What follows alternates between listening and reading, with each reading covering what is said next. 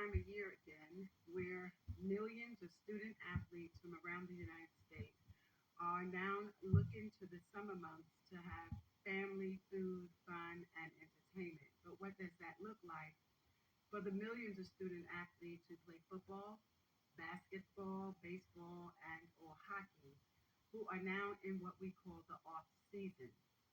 Too often than not, many of these student athletes are individuals from urban and rural corridors throughout the United States, many who are hoping to one day become members of the NFL, Major League Baseball, and or at best, individuals who participate in hockey. So what I wanted to do today is talk about the journey to becoming a professional athlete and the realities of those who may never attain that goal. Let me be clear, it is not my intent to discourage any individual from pursuing his or her dream in the field of sports and or entertainment. Rather, the purpose of today's episode is clearly to enable you to have the tools necessary to make the decisions that enable you to have life after either collegiate sports and or face the reality of what life may be like after high school sports. According to the High School Federation, there are about 1 million high school basketball players in the United States and about 1.4 million high school football players in the United States, give or take. Now, for basketball, the numbers do include a split between male and female or boys and girls. But the reality becomes every year around draft time, be it the NFL, Major League, and or NBA, that we look to about 30 students that will have an opportunity to participate in each round of the draft. The upcoming NBA draft is June 26th in Brooklyn, New York. And just like the NFL draft, there are only 32 slots available. For the NBA, however, there are 30 teams that will allow for these individuals to be selected. And I think I have that correct. I always sometimes get mixed up, to be honest with you, when I'm doing these shows. I know one has 32 teams and the other one has 30. So give me a second because I always like to be correct. I should know this with my eyes closed now.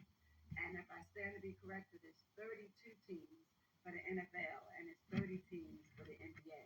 If I'm not correct, let me know, but I'm almost sure there's 32 teams in the NFL and 30 in the NBA. But what does all this matter? It matters because, sadly, while so many students now are pursuing athleticism as a way and means of life, the fact is very few, if any at all, will pursue and or attain professional status. So what do you do with the number of students that are remaining? Let me give you an example. If out of the freshman NC2A D1 class for basketball, there are about 17,500 players. By the time they become seniors, it's about 4,500. By the time June 26th comes for this year's draft, only 30 of those individuals will be able to enter the first round and then 30 for the second round, etc. So what might the employability or opportunities for those remaining look like? So what I want to do is give you an opportunity, parents and or student athletes, to consider careers within the sports industry and then help you navigate what life may look like after high school. For those of you who are graduating who did not, in fact, get a scholarship to play in an NC2A, D1, D2, or D3 program, or the SWAC, or anywhere else for that matter, then the ultimate goal for you to consider, AC, ACC, SEC, SWAC, etc., Pac-10, Big Ten Conference, Big East, then the ultimate goal for you is to think about what type of career might I consider during the 4 years of college, and what coursework might I need and or intern or externships so that I may can remain in the field of sports, but recognizing that doing so will or may not allow for me to play the game. So I I want you to think hard about your background. Do you have a background in science and technology, right? So let's say that you can be a STEM major. How would being a STEM major help you if you're interested in a career within the sports industry? So, science, technology, engineering, and mathematics. Let me give you some examples. On the science side, you can consider being a research specialist.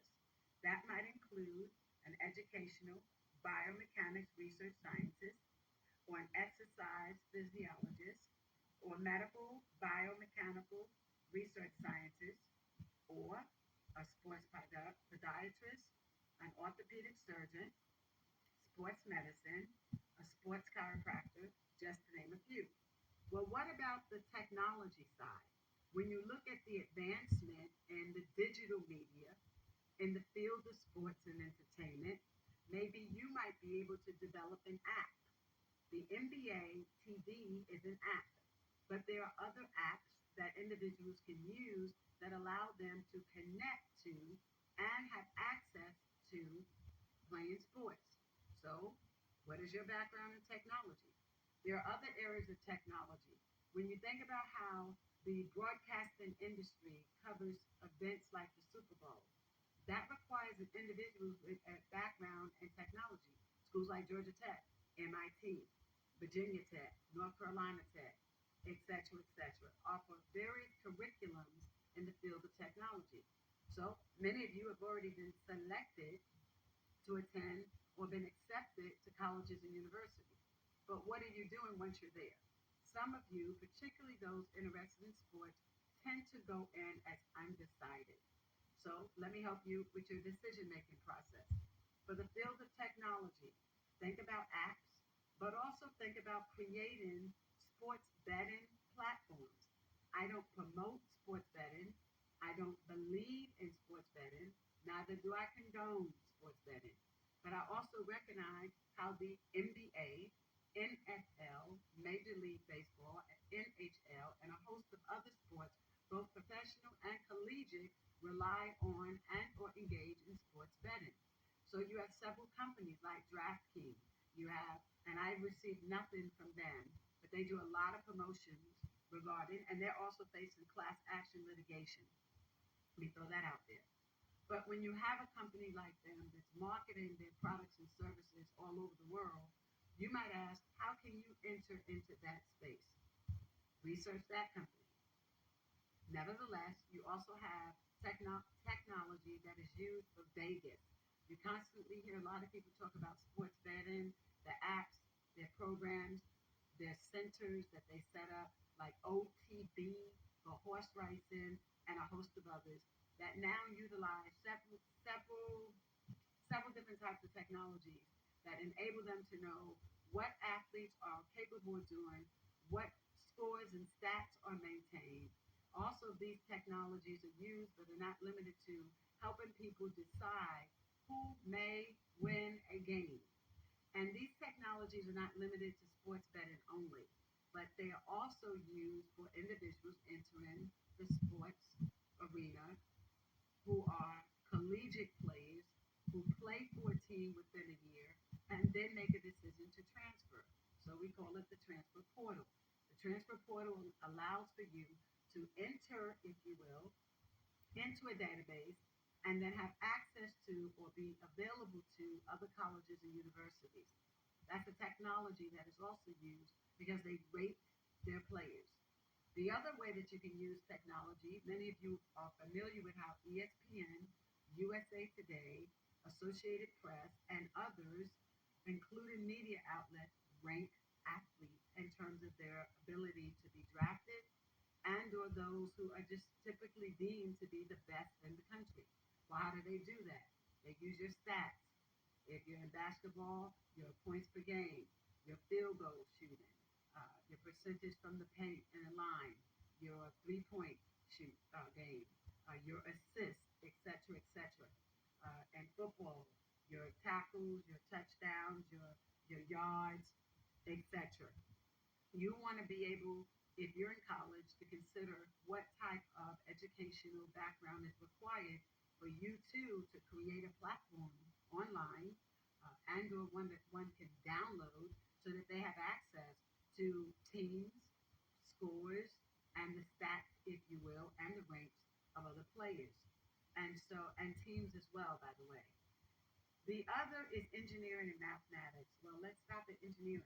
How could you use STEM in careers within sports in the field of engineering? The construction of arenas requires engineering, not just simply an architectural design. Engineering is also used, depending upon whether you use mechanical engineering.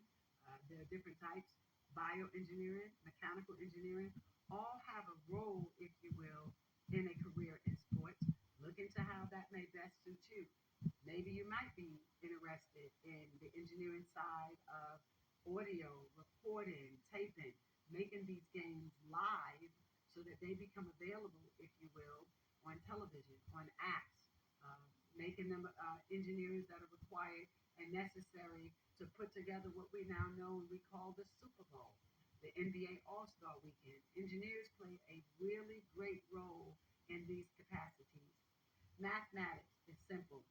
Do the math, right? So what does that look like? Mathematics, generally under STEM, is individuals who engage in random sampling, prevalency, keeping data.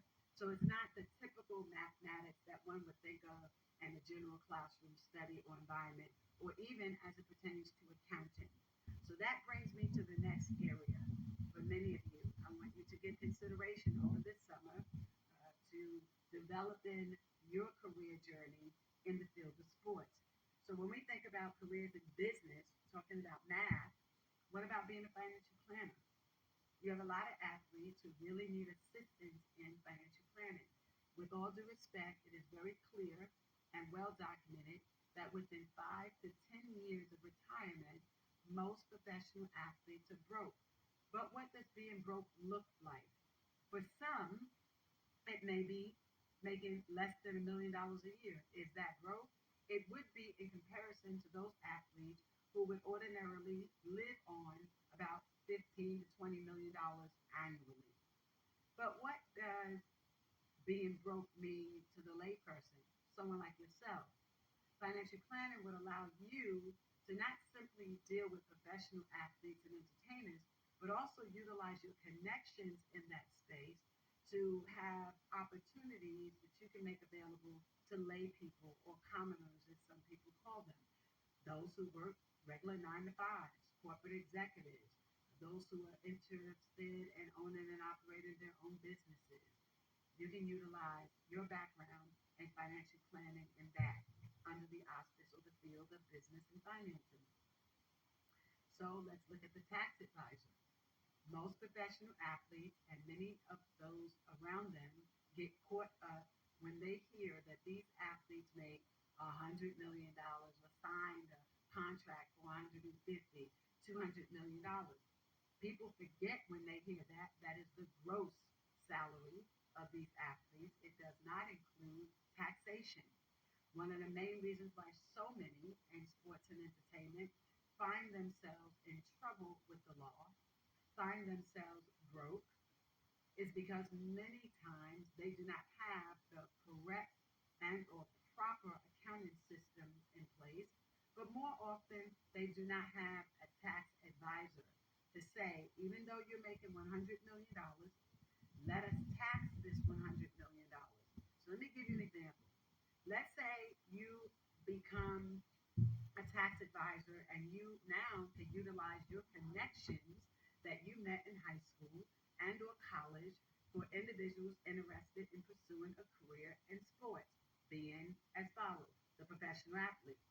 That professional athlete signs an NBA, NFL, Major League, or hockey deal for $100 million. That's the gross, but that does not include the 4% that they have to pay to the agent, not going to include the 17 to 39%, depending upon that tax bracket, that must be paid to the IRS. They include, but may not include, the player's tax, which is assigned to every athlete who travels and engages in inter and interstate travel for sports.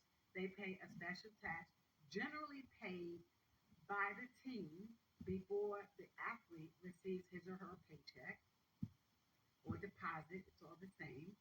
And then you have state taxes. If you're in a state like New York, you also have city taxes, depending upon which region of the city you live in the state. Because, like, in other words, New York City taxes differently than cities within Nassau County.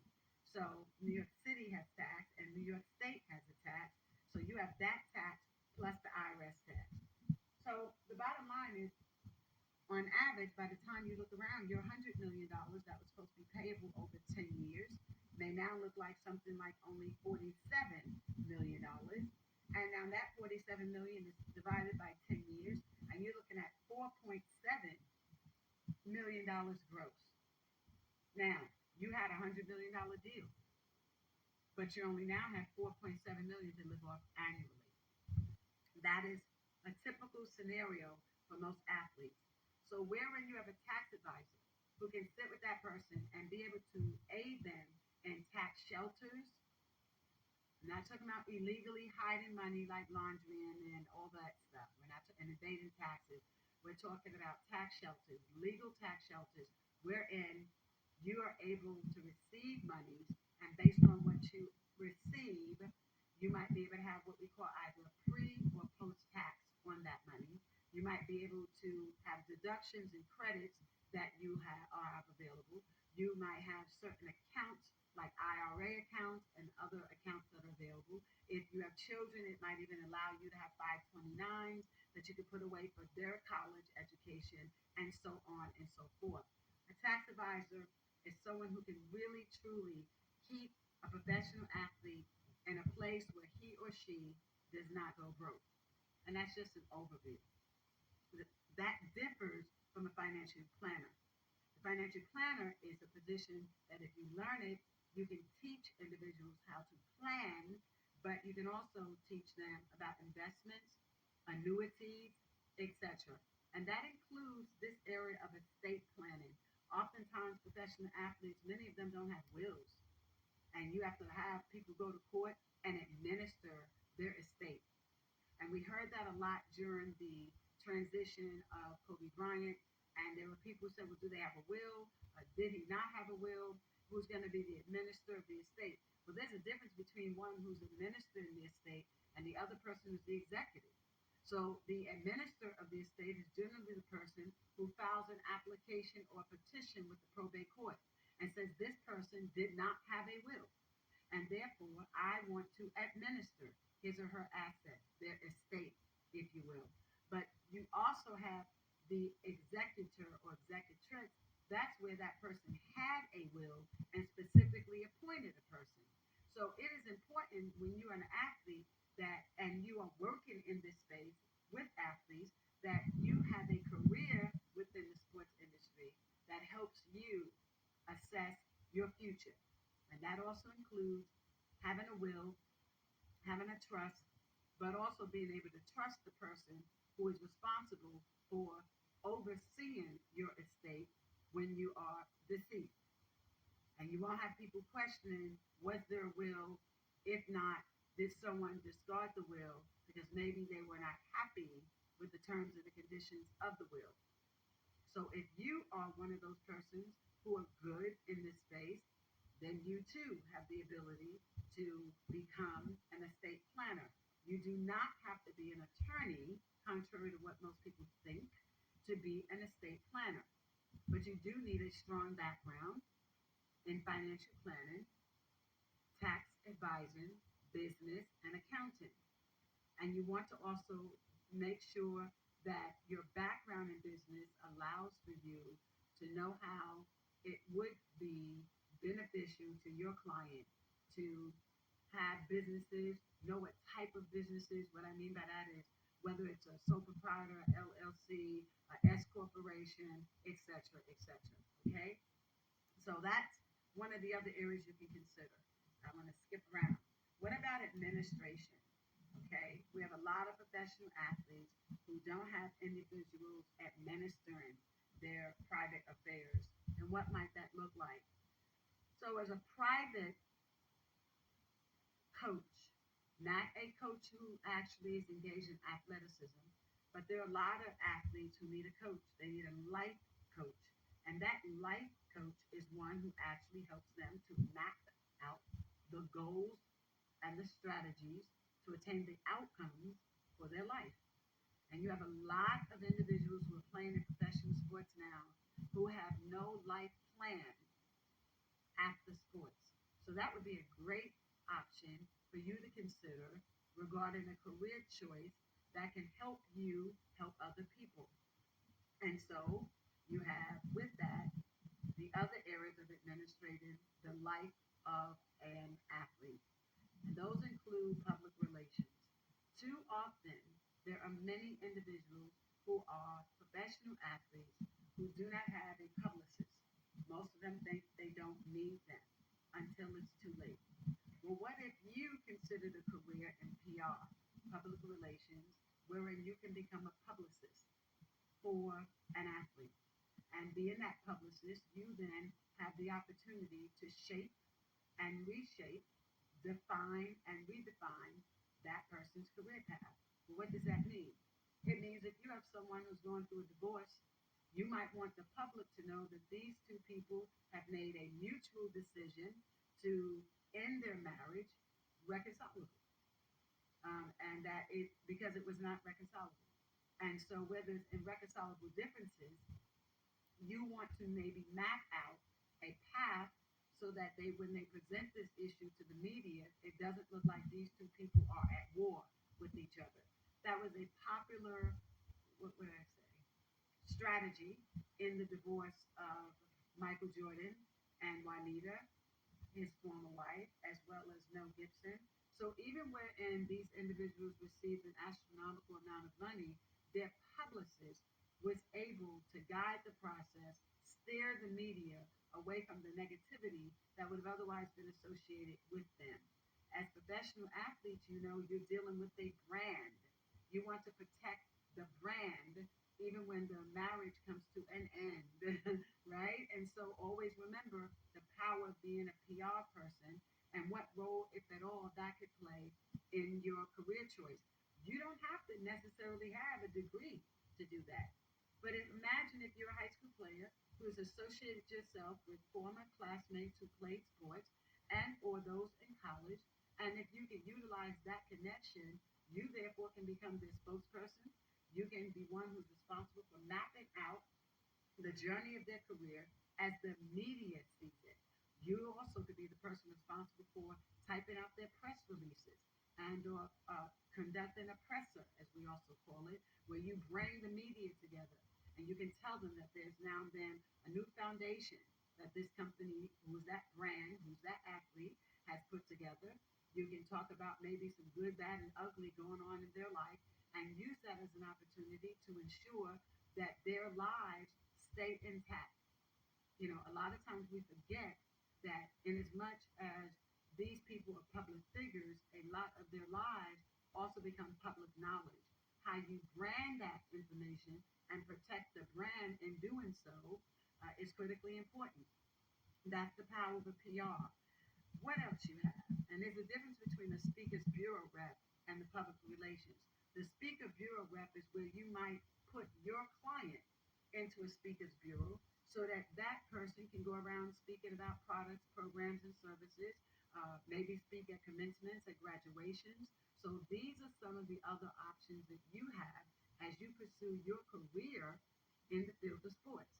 A lot of people don't know that all of this is available. I remember doing a program some time ago in which I had the opportunity to speak with those who were both athletes and those with an interest in the field of sports. And I remember drawing on the board a house.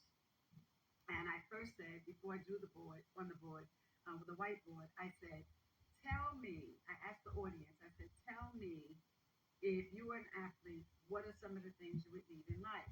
And they said, a pair of shoes, a belt, some clothing items. They needed a home. They needed a car, transportation, or what we call an automobile. There's a difference, especially me, when you're at a certain level. We drive an automobile, not a car, not a vehicle, right? Okay, oftentimes the words used interchangeably. So let me stop there and say this. Just what I said in mind, what career choices might be available for those individuals in that audience. And then people started saying, wow, I never thought about it that way. Because too often we tend to think that the only role in athleticism is those who are the actual players.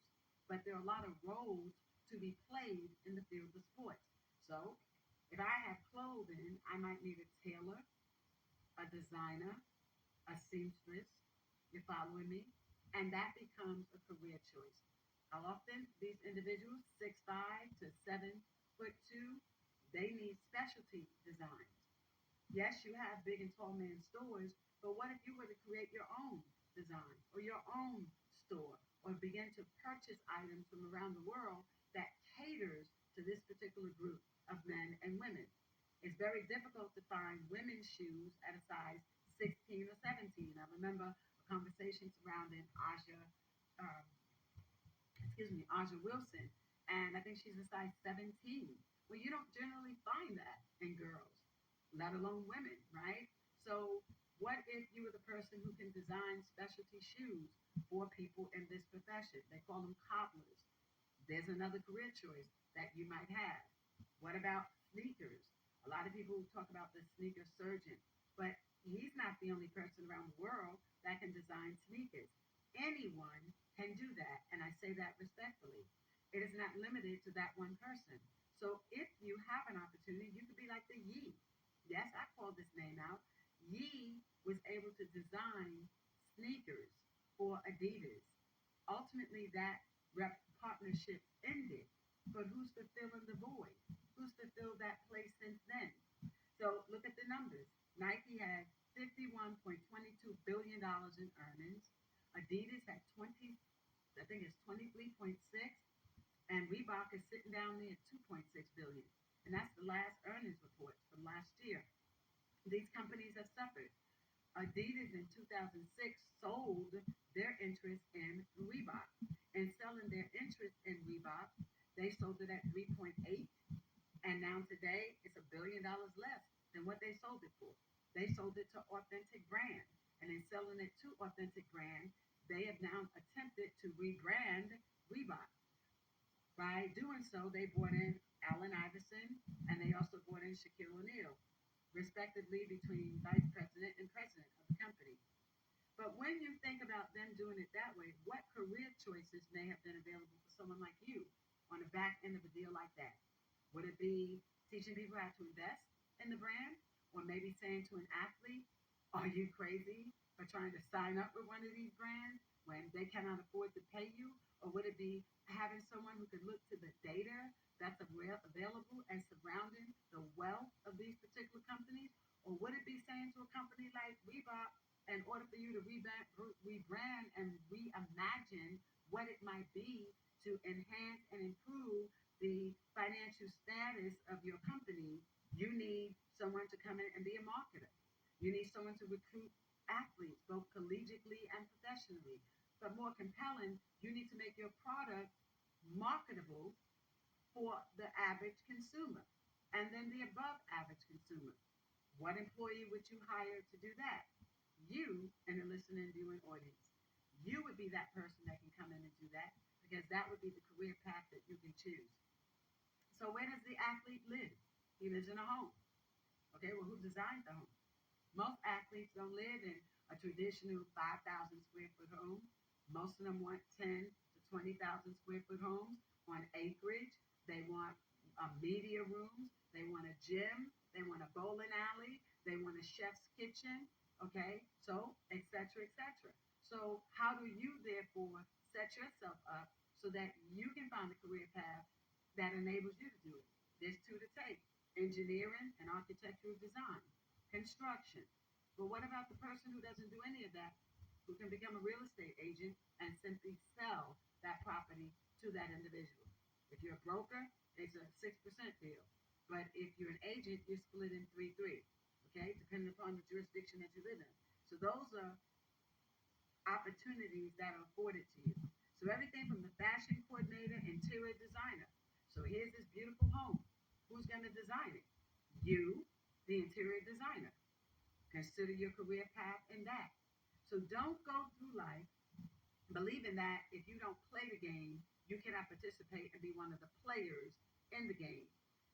What about other issues that plague being a professional athlete that can open the door for you in a career? With all due respect, a lot of them have issues with drugs and alcohol. Yeah, I said it. They also need marriage counselors. I said it. But they also need private attorneys. Some that have a background in criminal law, because we know how some of them they get into trouble. Others might be in the field of family law for divorce. Yeah, but that's not the only reason. There is a push for NDAs, non disclosure agreements. And so when you have that, you want to make sure that they're enforceable, the language is there. What about prenuptial agreements? Confidentiality and NDAs might be interchangeable, and but there's also intersectionality between those two documents. So the person with the non-disclosure agreement, why they must be confidential about certain aspects, that particular agreement may weigh differently or may be enforced differently than a confidential agreement. Well, I might have to be confidential by working in a home, by taking on an employment job, but the non disclosure might be different. The language, the terms, the meaning, and the enforceability. A lawyer will help you dissect that. So I'm hoping today that I've given you, college and high school students, an opportunity to use this summer to explore careers within the sports industry. And don't forget that you too may be able to invest in owning a team, managing a team, being the sports agent and or the sports lawyer to oversee the career of that particular athlete.